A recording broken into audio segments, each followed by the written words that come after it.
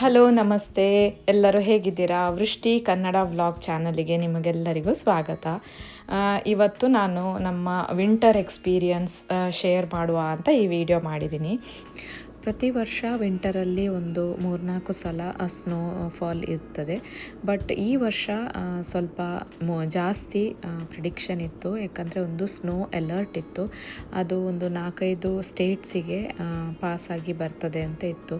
So ಎಲ್ಲರೂ ತುಂಬ preparations ಮಾಡಿದರು. ಅದ್ರ ಜೊತೆ ಸ್ನೋ ಮಾತ್ರ ಬಂದರೆ ಪರವಾಗಿಲ್ಲ, ಹಾಗೆ ತುಂಬ ಟೆಂಪರೇಚರ್ ಡ್ರಾಪ್ಸ ಇತ್ತು. ಆಲ್ಮೋಸ್ಟ್ -20 ವರೆಗೆ ಹೋಗಿತ್ತು. ಸೊ ಆ ಟೈಮಲ್ಲಿ ಬೇಗ ಅದು ಫ್ರೀಸ್ ಆಗಿ ಪ್ರಾಬ್ಲಮ್ ಆಗ್ತದೆ ಕ್ಲೀನ್ ಮಾಡೋದೆಲ್ಲ. ಸೊ ಅದಕ್ಕೆ ಎಲ್ಲ ಪ್ರಿಪ್ರೇಷನ್ಸ್ ಮಾಡ್ತಾಯಿದ್ರು. ಸೊ ಇದೀಗ ನೀವು ನೋಡ್ತಿರ್ಬೋದು, ಸಾಲ್ಟಿಂಗ್ ಪ್ರೊಸೆಸ್ ಅಂತ ಹೇಳ್ತಾರೆ. ಇದು ಒಂದು ಸ್ನೋ ಬೀಳೋ ಒಂದು 5-6 ಗಂಟೆಗಳ ಮುಂಚೆ ಹೀಗೆ ಉಪ್ಪನ್ನು ಹೀಗೆ ರೋಡಲ್ಲೆಲ್ಲ ಹಾಕ್ಕೊಂಡು ಹೋಗ್ತಾರೆ. ಸೊ ಈಗ ಹೈವೇಯಲ್ಲೆಲ್ಲ ಹೀಗೆ ದೊಡ್ಡ ಟ್ರಕ್ಕಲ್ಲಿ ಉಪ್ಪನ್ನು ತುಂಬಿಸಿ ಅದನ್ನ ಹೀಗೆ ಹಾಕ್ಕೊಂಡು ಫುಲ್ ರೋಡಿಗೆ ಸ್ಪ್ರೆಡ್ ಮಾಡ್ತಾರೆ. ಇದು ಹಾಕೋದ್ರಿಂದ ಸ್ನೋ ಬಿದ್ದು ಒಂದು 2-3 ಅವರ್ಸಲ್ಲಿ ಅದು ಫ್ರೀಸ್ ಆಗಿ ಐಸ್ ಆದರೆ ಅದು ಮತ್ತೆ ಕ್ಲೀನ್ ಮಾಡಲಿಕ್ಕೆ ತುಂಬ ಕಷ್ಟ. ಸೊ ಅದು ಆಗಬಾರ್ದು. ಸೊ ಇವು ಉಪ್ಪಿನ ಮೇಲೆ ಸ್ನೋ ಫ್ರೀಸ್ ಆಗೋದಿಲ್ಲ. ಅದನ್ನ ಅವಾಯ್ಡ್ ಮಾಡಲಿಕ್ಕೆ ಹೀಗೆ ಸಾಲ್ಟಿಂಗ್ ಮಾಡ್ತಾರೆ ಹೈವೇಯಲ್ಲಿ. ಟೌನ್ ಒಳಗೆ ಸಣ್ಣ ಸಣ್ಣ ಕಮ್ಯುನಿಟೀಸಲ್ಲೆಲ್ಲ ಸಣ್ಣ ಟ್ರಕ್ಕಲ್ಲಿ ಇಲ್ಲ ಹಾಗೆ ಕೈಯಲ್ಲೇ ಕಲ್ಲುಪ್ಪನ್ನೆಲ್ಲ ಸ್ಪ್ರೆಡ್ ಮಾಡ್ಕೊಂಡು ಹೋಗ್ತಾರೆ ಫುಟ್ಪಾತಲ್ಲಿ ಎಲ್ಲ ಕಡೆ.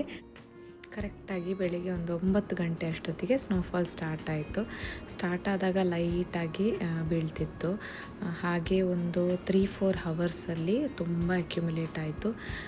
ಆಲ್ಮೋಸ್ಟ್ ಸಂಜೆ 5 ಗಂಟೆವರೆಗೆ ಕಂಟಿನ್ಯೂಸ್ ಸ್ನೋಫಾಲ್ ಆಗಿತ್ತು.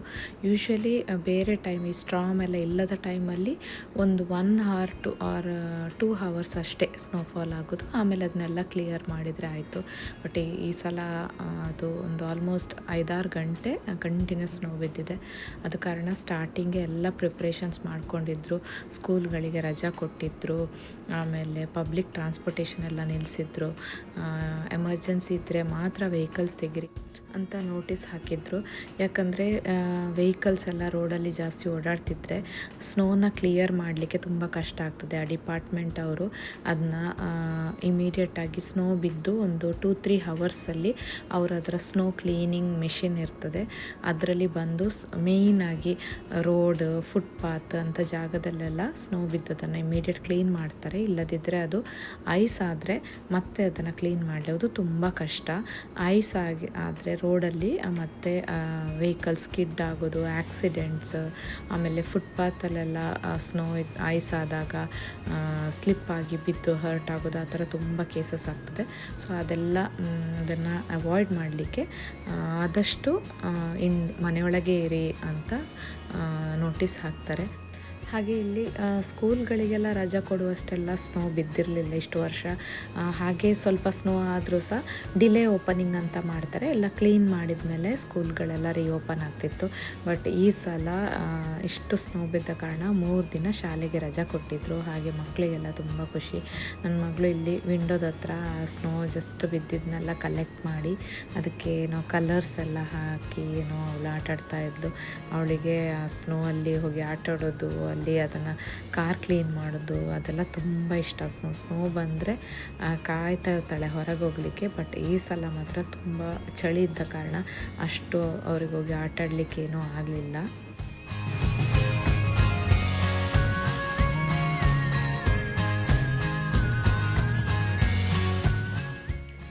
ಕಾರ್ ಕ್ಲೀನ್ ಮಾಡಲಿಕ್ಕೆ ಹೆಲ್ಪ್ ಮಾಡ್ತೀನಿ ಅಂತ ಬಂದವಳು ಇಲ್ಲಿ ಸ್ನೋ ಬೆಡ್ ನೋಡಿದ ತಕ್ಷಣ ಅಲ್ಲಿ ಆಟಾಡ್ಲಿಕ್ಕೆ ಸ್ಟಾರ್ಟ್ ಮಾಡಿದ್ಲು. ಅವರಿಗೆ ಹೀಗೆ ಸ್ನೋ ಏಂಜಲ್ ಮಾಡೋದಂದರೆ ತುಂಬ ಇಷ್ಟ.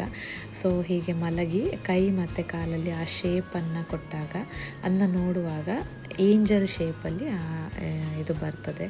ಸೊ ಸ್ನೋ ಏಂಜಲ್ ಮಾಡೋದು ಅಂದರೆ ಮಕ್ಕಳಿಗೆ ತುಂಬ ಇಷ್ಟದ ಆ್ಯಕ್ಟಿವಿಟಿ ಸ್ನೋ ಟೈಮಲ್ಲಿ. ಹಾಗೆ ಅಲ್ಲಿ ಎಲ್ಲ ಒಂದು ಕ್ಲೀನ್ ಮಾಡಿದಾಗ ಒಂದು ಸೈಡಲ್ಲಿ ಅದನ್ನು ರಾಶಿ ಹಾಕಿರ್ತಾರೆ. ಅಲ್ಲಿ ಈ ಥರ ಸ್ಲೆಡ್ಡಿಂಗ್ ಅಂತ ಹೇಳ್ತಾರೆ, ಒಂದೇನಾದರೂ ಟಬ್ ಇಟ್ಕೊಂಡು ಹೀಗೆ ಅವರು ಅದರಲ್ಲಿ ಆಟ ಆಡೋದು, ಎಲ್ಲ ಕಮ್ಯುನಿಟಿಯ ಮಕ್ಕಳೆಲ್ಲ ಸೇರಿ ಆಡ್ತಾ ಇರ್ತಾರೆ. ಹಾಗೆ ಕೊನೆಗೂ ಸ್ನೋ ಕ್ಲೀನಿಂಗ್ ಸ್ಟಾರ್ಟ್ ಆಯಿತು. ಸೊ ಇದಕ್ಕೆ ಶವಲ್ ಅಂತ ಹೇಳ್ತಾರೆ. ಇದು ಸ್ನೋ ಕ್ಲೀನ್ ಮಾಡಲಿಕ್ಕೆ ಅಂತಲೇ ಸಿಗೋದು. ಸೊ ಸ್ನೋ ಬಿದ್ದ ತಕ್ಷಣ ಒಂದು 2-3 ಹವರ್ಸಲ್ಲಿ ಹೋಗಿ ಕ್ಲೀನ್ ಮಾಡಿದರೆ ತುಂಬ ಈಸಿ, ಯಾಕಂದರೆ ತುಂಬ ಹತ್ತಿ ಥರ ಲೈಟ್ ವೆಯ್ಟ್ ಇರ್ತದೆ. ಸೊ ನಾನೇ ಫಸ್ಟ್ ಮಾಡ್ತೀನಿ ಅಂತ ಹೇಳಿ ಅವಳೇ ಸ್ಟಾರ್ಟ್ ಮಾಡಿದ್ಲು. ನಮ್ಮ ಪಾರ್ಕಿಂಗ್ ಪಕ್ಕದವರ ಪಾರ್ಕಿಂಗಲ್ಲಿ ಕಾರ್ ಇರಲಿಲ್ಲ. ಹಾಗೆ ಆ ಜಾಗದಲ್ಲಿ ತುಂಬ ಸ್ನೋ ಕಲೆಕ್ಟ್ ಆಗಿತ್ತು. ಹಾಗೆ ಕಾರ್ ಡೋರ್ ಓಪನ್ ಮಾಡಲಿಕ್ಕೂ ಹೋಗ್ಲಿಕ್ಕಾಗದಷ್ಟು ಆಗಿತ್ತು. ಅದನ್ನೆಲ್ಲ ಒಂದು 2-3 ಹಾರ್ಸ್ ಬೇಕಾಯಿತು ಕ್ಲಿಯರ್ ಮಾಡಿ, ಕಾರ್ ಮೇಲೆ ಎಲ್ಲ ಇದ್ದಿದ್ದನ್ನೆಲ್ಲ ಕ್ಲೀನ್ ಮಾಡಿ ಎಲ್ಲ ಸರಿ ಮಾಡಲಿಕ್ಕೆ. ಹಾಗೆ ನಮ್ಮ ಪಕ್ಕದಲ್ಲಿ ಒಬ್ಬರ ಕಾರ್ ಇದು ನೋಡ್ತಿರ್ಬೋದು. ಇದು ಕಾರು ವೈಟ್ ಕಲರ್, ಆ ಕಾರ್ ಕಾಣದ ಹಾಗೆ ಅದು ಕವರ್ ಆಗಿದೆ, ಅವರು ಇನ್ನೂ ಕ್ಲೀನ್ ಮಾಡಿರಲಿಲ್ಲ.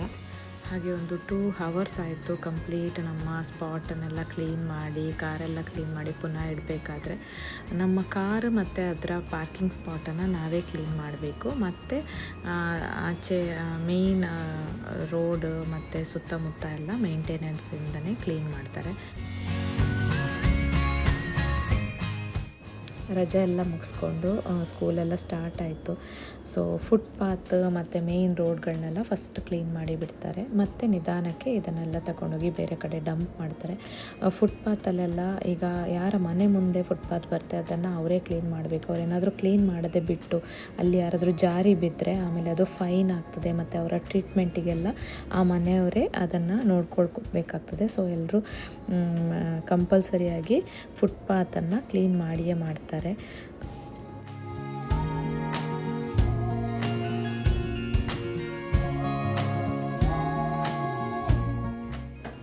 ಇದೀಗ ಸ್ನೋ ಆಗಿ ಒಂದು 4-5 ದಿನ ಆಗಿದೆ, ಆದರೂ ಯಾವುದು ಕರಗಲಿಲ್ಲ. ಯಾಕಂದರೆ ತುಂಬ ಚಳಿ ಇರುವ ಕಾರಣ ನಿಧಾನಕ್ಕೆ ಕರಗ್ತಾ ಇದೆ. ಆಲ್ಮೋಸ್ಟ್ ಎಲ್ಲ ಐಸ್ ಆಗಿದೆ. ಇದು ನಮ್ಮ ಮನೆ ಪಕ್ಕ ಒಂದು ನದಿ ಇದೆ, ನಾನು ಹಳೆ ವಿಡಿಯೋದಲ್ಲಿ ತೋರಿಸಿದ್ದೀನಿ. ಅಲ್ಲಿ ಅದು ನೋಡಿ ಕಂಪ್ಲೀಟ್ ನದಿಯೇ ಫ್ರೀಸ್ ಆಗಿ ಹೋಗಿದೆ. ಇದು ಮುಂಚೆ ನಾನು ತೆಗೆದ ವಿಡಿಯೋ. ಹೀಗೆ ಇದ್ದ ನೀರು ಒಂದು ಚೂರು ನೀರು ಕಾಣದ ಹಾಗೆ ಕಂಪ್ಲೀಟ್ ಫ್ರೀಸ್ ಆಗಿ ಐಸ್ ಆಗಿದೆ. ಸೊ ಅಷ್ಟು ಟೆಂಪರೇಚರ್ ಡ್ರಾಪ್ ಆಗಿತ್ತು ಈ ಸಲ. ಇಲ್ಲಿಗ ಸ್ವಲ್ಪ ಒಂದು 5-6 ದಿನ ಆದ ಕಾರಣ ಸಣ್ಣಕ್ಕೆ ಮೆಲ್ಟ್ ಆಗಿ ಸ್ವಲ್ಪ ಒಂದು ನೀರಷ್ಟು ಫಾರ್ಮ್ ಆಗಿ, ಇದು ಐಸೆಲ್ಲ ಕರಗಿ ಮುಂಚೆ ಥರ ನೀರಾಗಲಿಕ್ಕೆ ಆಲ್ಮೋಸ್ಟ್ 1 ವಾರ ಆದರೂ ಬೇಕು. ಯಾಕಂದರೆ ಇನ್ನೂ ಟೆಂಪರೇಚರ್ ಮೇಲೆ ಬರಲಿಲ್ಲ. ಈ ವಾರ ಕಂಪ್ಲೀಟ್ ಲೋ ಅಲ್ಲೇ ಇತ್ತು, -16, -14. ಹಾಗೆ ಇಲ್ಲಿ ನೋಡಿ ಪಕ್ಷಿ ಹತ್ತಲಿಕ್ಕೆ ಟ್ರೈ ಮಾಡ್ತಾ ಇದೆ, ಬಟ್ ಅದು ಐಸ್ ಆಗಿರೋ ಕಾರಣ ಅದು ಹಾಗೆ ಜಾರಿ ಜಾರಿ ಬರ್ತಾ ಇದೆ.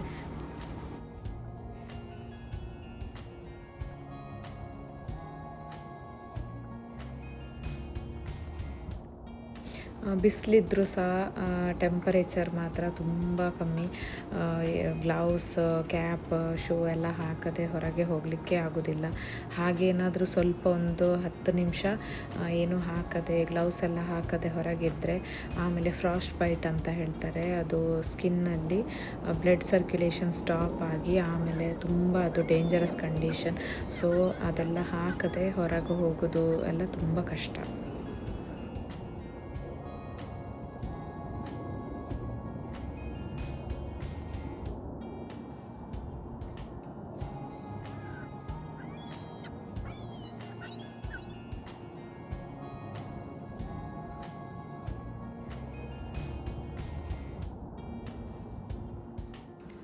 ಸ್ನೋ ಬಿದ್ದ ತಕ್ಷಣ ಎಷ್ಟು ಸಾಫ್ಟ್ ಲೈಟ್ ವೆಯ್ಟ್ ಆಗಿರ್ತದೆ ಅಂತ ಹೇಳಿದಲ್ಲ, ಅದೇ ಅದನ್ನು ಕ್ಲೀನ್ ಮಾಡದೆ ಬಿಟ್ಟರೆ ಒಂದು ದಿನದಲ್ಲಿ ಕಲ್ಲು ಥರ ಆಗಿರ್ತದೆ ಐಸ್. ಸೊ ಆಮೇಲೆ ಅದು ಹೆವಿ ಆಗಿ ಅದನ್ನು ರಿಮೂವ್ ಮಾಡೋದು ಭಾರಿ ಕಷ್ಟ. ಹಾಗೆ ಈಗ ಕಾರಲ್ಲೆಲ್ಲ ನಾವು ನೀರೆಲ್ಲ ಇಟ್ಟಿರ್ತೀವಲ್ಲ, ನೀರಿನ ಬಾಟ್ಲೆಲ್ಲ, ಅದೆಲ್ಲ ನೋಡಿ ಹೀಗೆ ಎಲ್ಲ ಫ್ರೀಸ್ ಆಗಿ ಹೋಗಿದೆ. ಆಮೇಲೆ ಕಾರ್ ಸ್ಟಾರ್ಟ್ ಮಾಡುವಾಗ ಟೆಂಪರೇಚರಿಗೆ ಅದು ಮೆಲ್ಟ್ ಆಗ್ತದೆ. ಸೊ ಇಲ್ಲಿ ನೀವು ನೋಡ್ತಾ ಇದ್ದೀರಾ, ಈ ಸ್ನೋ ಫ್ಲೇಕ್ಸ್ ಬೀಳ್ತದಲ್ಲ, ಅದು ಆ್ಯಕ್ಚುಲಿ ಒಂದು ನಮ್ಮ ಕಾರ್ ಮೇಲೆ ಬಿದ್ದಿರೋದನ್ನ ನಾನು ತೋರಿಸ್ತಾ ಇರೋದು. ಅದನ್ನು ನಾವು ಕರೆಕ್ಟಾಗಿ ನೋಡಿದರೆ ಸ್ಟಾರ್ ಶೇಪಲ್ಲಿ ಫ್ಲೇಕ್ಸ್ ಇರ್ತದೆ, ಅದಕ್ಕೆ ಅದನ್ನು ಸ್ನೋ ಫ್ಲೇಕ್ಸ್ ಅಂತ ಹೇಳ್ತಾರೆ. ನಾನು ಸಣ್ಣವಳಿರುವಾಗ ನಾನದು ಆ ಸ್ನೋ ಫ್ಲೇಕ್ಸ್ ಅದು ಸುಮ್ಮನೆ ಅವರು ಚಿತ್ರ ಹಾಗೆ ಒಂದು ಸ್ಟಾರ್ ಥರ ಬಿಡಿಸೋದು ಅಂತ ಅಂದ್ಕೊಳ್ತಿದ್ದೆ. ಬಟ್ ಅದನ್ನು ನಿಜವಾಗ್ಲೂ ಅದು ಹಾಗೆ ಒಂದು ಸ್ಟಾರ್ ಶೇಪಲ್ಲಿ ಅದು ಬೀಳ್ತದೆ ಅಂತ ನೋಡಿ ನನಗೆ ತುಂಬ ಆಶ್ಚರ್ಯ ಆಯಿತು. ಎಂಥ ಒಂದು ನೇಚರ್ ವಂಡರ್ ಅಂತ. ಈಗ ನೋಡಿ ಇದು ಒಂದು ಗಿಡ ಕಂಪ್ಲೀಟ್ ಫ್ರೀಸ್ ಆಗಿ ಹೋಗಿದೆ. ಹಾಗೆ ಇಲ್ಲಿ ನಮ್ಮ ಕಮ್ಯುನಿಟಿಲಿ ಒಂದು ಟ್ಯಾಪಿಂದ ನೋಡಿ ನೀರು ಡ್ರಿಪ್ ಆಗ್ತಾ ಇದೆ, ಬಟ್ ಅದು ಅಷ್ಟೇ ಅಲ್ಲಿಂದ ಕೆಳಗೆ ಅಲ್ಲಿ ಹಾಗೆ ಅದು ಐಸ್ ಆಗಿ ಹೋಗಿದೆ.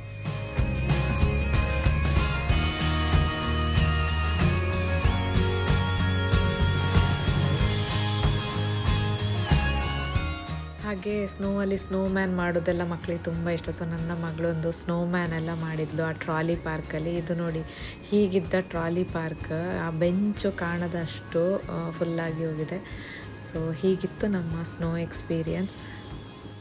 ನಿಮಗೆಲ್ಲ ಈ ವಿಡಿಯೋ ಇಷ್ಟ ಆಗಿದೆ ಅಂತ ಅಂದ್ಕೊಳ್ತೀನಿ. ಇಷ್ಟ ಆಗಿದ್ದರೆ ಲೈಕ್ ಮಾಡಿ, ಹಾಗೆ ಶೇರ್ ಮಾಡಿ, ಹಾಗೂ ನನ್ನ ಚಾನಲ್ಗೆ ಸಬ್ಸ್ಕ್ರೈಬ್ ಮಾಡಿ. ನೆಕ್ಸ್ಟ್ ವಿಡಿಯೋದಲ್ಲಿ ಸಿಗ್ತೀನಿ. ಅಲ್ಲಿವರೆಗೂ ಟೇಕ್ ಕೇರ್, ಬಾಯ್.